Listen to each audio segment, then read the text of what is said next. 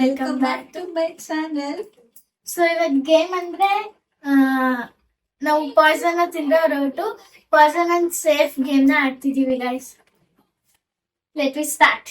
Actually ನಂಗೆ ಈ game ನನಗೆ ಗೊತ್ತಿರಲಿಲ್ಲ, ಅವಳೇ ಎಕ್ಸ್ಪ್ಲೈನ್ ಮಾಡ್ತಾ ಇರೋದು.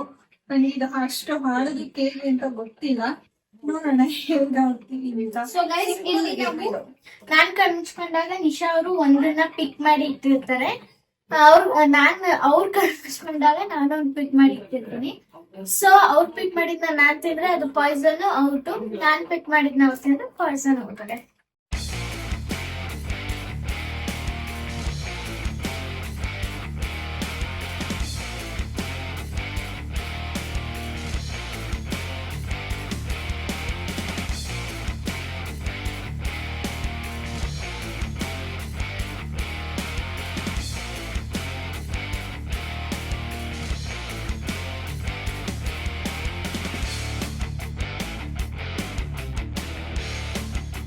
ಗೈಸ್ ಔಟ್ ಆಗೋದೆ ಗೈಸ್.